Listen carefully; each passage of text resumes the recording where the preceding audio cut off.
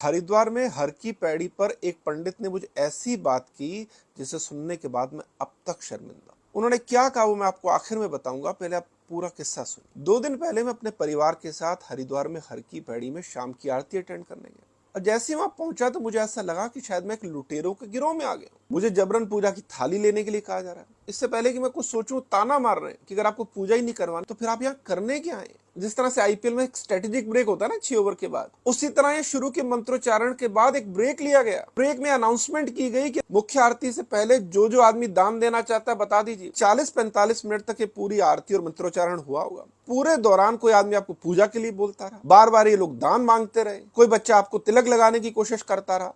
एक लड़का आगे रेलिंग पे घूम रहा था जिसके हाथ में रस्सी थी और उस रस्सी पे कुछ मैग्नेट लगा था, वो लगातार वहां से सिक्के निकाल रहा था और हम शांति से 5 मिनट भी उस जगह को महसूस नहीं कर पाए। 1-1.5 घंटे बाद जब हम वापस वहां पर आए तो वही पंडित जो हमारी रो के आगे घूम रहा था, पैसे मांग रहा था, मैंने देखा कि वो अभी भी थाल लेकर लोगों से पैसे मांग रहा। मुझे थोड़ा सा गुस्सा भी आया, गुस्सा से ज्यादा बुरा लग रहा था। मैं पंडित जी के पास गया, मैंने कहा पंडित जी सब क्या चल रहा है। आदमी यहाँ शांति के लिए आता है और आप लोग लगातार उसे पैसे ही मांगते रहते हैं, कभी कोई कुछ बोलता है, कभी कोई कुछ बोलता है। उसने कोई सफाई नहीं दी, बस एक बात कही। उसने कहा टीरी में जो बांध है ना वो टूट जाएगा और सब बह जाएगा। मतलब मैंने जब एक लालची आदमी को उसके लालच पर सवाल पूछा तो बजाय मेरी बात सुनने के, उसको समझने के, वो बद्दुआ देने पर उतारू हो गया। मतलब जिस माँ गंगा की आरती करके वो अपना और अपने परिवार का पेट पाल रहा है, वो वहीं पर खड़े होकर सारी जगह को बद्दुआ दे रहा है कि बांध टूट जाएगा और सब कुछ बह जाएगा। मेरा सरकार से बस बड़ा सीधा सवाल है। एक तरफ तो हम कहते हैं कि हिंदुओं को पुरानी महिमा, पुराना गौरव लौटा रहे हैं, हम उन मंदिरों को भी क्लेम करेंगे जो कभी हमारे थे। मैं पूछता हूँ कि भैया जो ऑलरेडी हमारे पास है उसका हम क्या हासिल कर रहे हैं।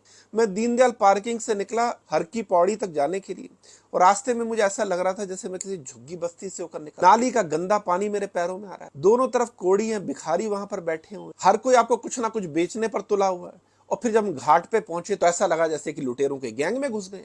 क्या ये सब चीजें सरकारों को नहीं दिखती? इंसान जो झुग्गी में भी रहता है ना, वो भी घर का एक कोना थोड़ा साफ रखता है ताकि कोई मेहमान आ जाए तो उसको वहां बिठा दे। गरीब से गरीब आदमी भी बच्चों को कहता है कि जब कोई मेहमान आए ना उसके सामने तमीज दिखानी, उनके पांव छूने, लालच नहीं दिखाना, ताकि जो आदमी घर से आपके जाए तो एक अच्छा इंप्रेशन लेके जाए। मैं पूछता हूँ सरकार से, हरिद्वार तो हिंदुओं का सबसे पवित्र स्थान है, अगर मैं किसी गैर हिंदू को वहां पर लेकर आऊं और वो ये सब देखेगा तो क्या इंप्रेशन लेकर जाएगा? उसकी छोड़िए बतौर हिंदू मैं खुद क्या इंप्रेशन लेकर वहां। इस सब के बावजूद जो आम आदमी है असली धर्म की रक्षा वही कर रहा है। उस बेचारे के मन में आस्था है, वो तो ऐसी जगह पर आकर उसकी आंखों से आंसू भी बहने लगते हैं। लेकिन अफसोस इस बात का है कि उसकी आस्था और उसकी आंसू का वो लोग ही सम्मान नहीं करते जो इन जगहों के संरक्षक हैं। उन लोगों से तो सवाल पूछो तो ये कह देते हैं कि एक दिन टिहरी का बांध टूट जाएगा और सब बह जाएगा।